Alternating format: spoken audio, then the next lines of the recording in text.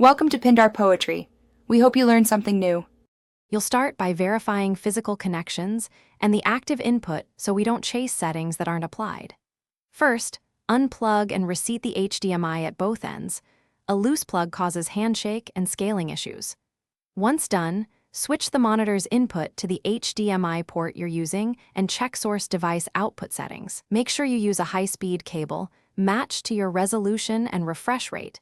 This prevents automatic downscaling and keeps pixel mapping accurate. You now change the active display parameters on the source so the image fits.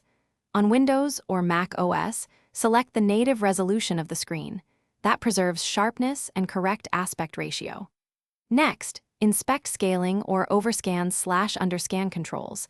Set scaling to 100% or disable overscan in the TV menu to remove cropped edges.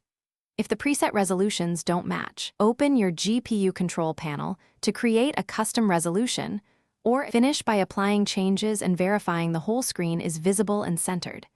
If parts remain cropped, power cycle the monitor and source to reinitialize edited communication.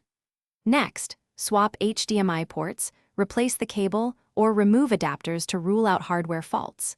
If issues persist, update your graphics driver or TV firmware, and, as a last resort, reset display settings to factory defaults. A key troubleshooting tip: test with a second device to determine whether the problem is the display or the source.